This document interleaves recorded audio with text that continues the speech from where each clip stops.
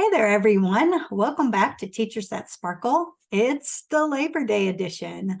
I know that you are probably home enjoying a day off, probably thinking about how 4-day weeks seem like long weeks. I don't know about you, but that's what I always said. A short week seemed longer than a normal week because we're trying to cram everything into the 4 days. But it sure is nice to have Labor Day off. I know here in the Houston area, schools start fairly early in August. And so getting about 2 to 3 weeks in before we take a break was always a great feeling because you're so overwhelmed and tired from the first couple of weeks of school. Now, for those of you across the country that might be seeing this and you haven't gotten started with school yet, hopefully you're just taking up one more day to kind of rest and relax, because I know for many of you, this is your big week. So having said that, I am here and I'm just going to put a little disclaimer on this week's video with my dog. And he is excited about something. I don't know what, but he's panting in the background. So if you hear a dog panting, it's just my brown dog. He is back there just hanging out. He's my new business partner these days, and he doesn't always have the most appropriate etiquette for recording days. So nonetheless, he is here, and I do apologize for that sound. All right, this week we are already on episode number 10, and we are going to be talking about over communicating. Now, communication is super important. I found that this is another one of those top 10 things that when Kimberly and I sat down and we listed out our lists separately, these were the things we had in common that make or break it in the classroom. Now, if I put on my principal hat for a moment, I always told my teachers, parents don't like surprises.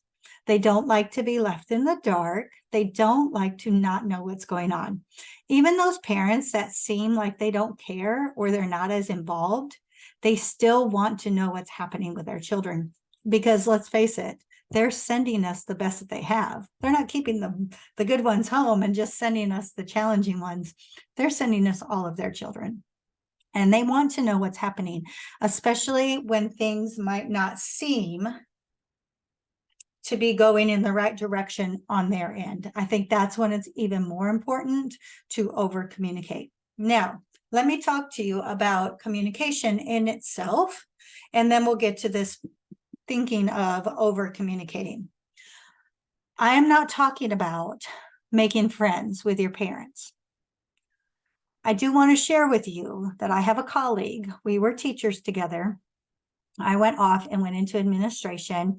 He went off into another district, continued to be at the teacher level, but more of out of the classroom. I believe he was running a science lab or something like that. And he started becoming friends with his students' parents on Facebook. Now, there's a lot of details to this story that I'm not going to get into. However, his personal opinions about some things ended up on his Facebook page. And when parents started to see this, they started to question his professionalism. And I have to tell you, the outcome was not good. He lost his job. And as a matter of fact, he probably is not going to get another teaching job in this area for sure. And he grew up here. He's been here his entire life. And he was a good teacher, a really good teacher. So I think when we talk about communication, that is one of the first things that we need to talk about. Now, I know you're probably saying, okay, but that's my Facebook, or that's my Instagram, or that's my whatever. I get that. However, people are going to find you. And the way you show up in the world as a teacher is going to be kind of one of those blanket types of things. Now, I'm not saying that you can't have a personal life. I'm just saying be a little discreet about how you communicate what you are and you are not doing. That's all I'm going to say about that, because your district probably has talked to you about that or will talk to you about that. And if you do have questions, I would definitely say find out what your district or campus's policy is, because it can get missing.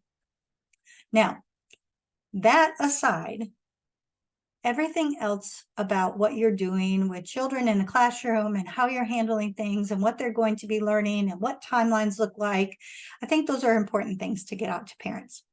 Back in the day when I first started teaching, it's going to sound really funny, but my mother-in-law, ex-mother-in-law, worked for a printing company. And so she would get these slightly flawed reams of paper that were decorated, so it was like themed or like color gradient or something. And we had just gotten computers in the school when I started teaching. And so the computers printed black and white, no color. But when I used that color paper, I think it turned out great for the times. And so I volunteered for our team to be able to do the weekly newsletter. We did something weekly to our parents. Was it easy? No, it wasn't. We sat down together as a team. We designed a template. We all contributed any specific information that we needed. And then I typed it, put it together, made sure it was translated, because of course we were already dealing with families that spoke something other than English. And then it was like clockwork. We got it out each and every week. When I became a principal, that was one of the things that I encouraged my teachers to do, because again, it keeps parents in the know of what's happening. And with so many of the curriculum documents now, you already have some things put together. You already may have something from your literacy collection, from your math adoption. You can tweak those a little bit because they're all online already, and then you can send those home. And most of the time, those are already translated as well. I don't see as many teachers doing that work up front. And what I do see happening is that they're having to do the work later on down the line because parents don't know what's happening. The other thing that I think is very important to be very open with your communication is student progress. Your campus, your district probably has a policy on grading and what you do when students are falling behind. I know every district that I've worked in has had that, so it's pretty normal. But I even say somehow, some way, get information out to parents weekly. Now, most grading systems are now online and parents can log in and see. And I need to tell you, they see everything. They see when you're posting and they see when you're not posting. So keep that in mind, because we're going to go back to that in a moment. But I also made sure that any paper assignments that students had, which of course when I was teaching was everything, but as we've kind of moved into this digital world, it might not be everything, but any paper something, I made sure to send copies home weekly with students with some kind of signature page for the parents to sign with the grades on those papers, so parents could look at those with the child together. And when we went more digital, have some kind of way for parents to see what the digital work is for students. Did everybody do this? No. However, the ones who did were the ones that did not have parents calling the principal saying they did not know what was going on. And then finally, I think one of the other important pieces to talk about on this is how you communicate it. A lot of people are afraid to talk to parents. I get it. I was there. My first year, I think every parent that ever came to talk to me, it was something negative. And so I got to a point where I was just avoiding the parent phone calls, which made everything worse. We didn't have text messaging and things like that when I was in the classroom. And now that we do have these apps and these ways to message and things, we've gotten away from verbal communication, either on the telephone or in person. I think one of your biggest factors of success is when you are able to have an actual physical conversation with a parent. And I say do it in person if you can. Because what happens with these messages, and we all know this, you cannot read the tone. You cannot see the body language. You cannot really tell all of the other pieces of communication besides just what is written. Now, I'm a girl who likes a lot of exclamation points. However, I also know that I have to be careful with who I'm sharing that kind of a message with, because sometimes 3 or 4 exclamation points marks might be able to make someone feel like I'm yelling at them, which that's not my intent whatsoever. It's my excitement. But we don't really understand that when we're only communicating through messages. Now, sometimes, yes, if a parent never answers the phone or does not come up to the school, the message is the only way it can get home. I get that part. But I would highly suggest that your text messages, your group app messages are not your first line of communication, not your main line of communication. Now, I know what the holdback is, besides the fear, sometimes the time, your time management time, meaning you just don't have enough time in the day. I get that point. However, what would happen if you sent a message to a parent and said, hey, we've got blah, blah, blah going on. I need to talk to you about it. Can I call you at such and such time? I know that it puts more work on you. I get that. But I promise you, if you put the work in, it's going to end up being a reward for you rather than a hindrance for you. So again, with communication, you want to make sure that you are communicating in the best mode you possibly can. And I would say that's face-to-face or a phone conversation. That you want to make sure when it comes to student progress and grading, you're having conversations about it and you're keeping parents informed of what's happening in the classroom. Now, over communicate. This may sound silly. I started teaching when my daughter was starting kindergarten.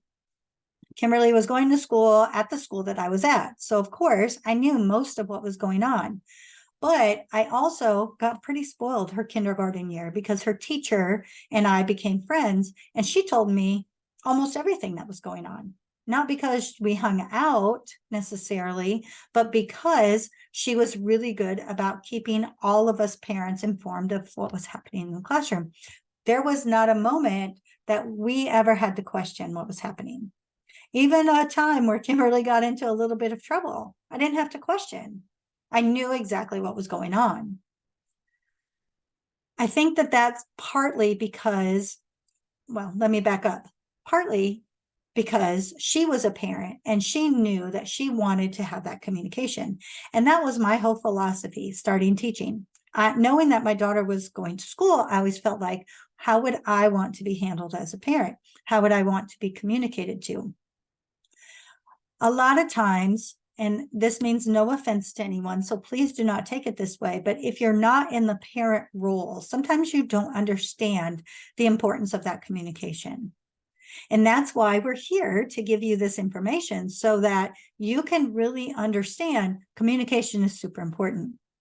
And what you're going to want to do, and this is going to be a lot easier for those of you who have just one class or maybe 2 classes rather than someone in middle school or high school where you have a bunch of classes, but you're going to want to get to know your families pretty quickly because you will want to know which ones need a little more rubbing and which ones need a little less. And I think that is very important as well. And then finally, as we wrap up this week's session, I always say, when in doubt, communicate. If you think a parent needs to know something, tell them. If you think a parent is misunderstanding something, reach out to them. You will never get yourself in trouble for over communicating Now, a parent may say, you call me too much, and then you take that and you go with it if it's a valid reason to reflect on that. However, if a parent came in and said to the principal, I never hear from this teacher, I don't know what's going on, and the teacher can't produce anything that shows that they have attempted, that can get you in trouble. I don't share this with you this week to scare you. What we want to do is make sure that you have the right tools, the right strategies, the right tips from us with the experience that we have to be able to help you be the best you can in your classroom. So this week, make sure that you're communicating, put yourself a system into place, be consistent, and get to know those families. Know which ones might need a little extra. Know which ones might need a little less.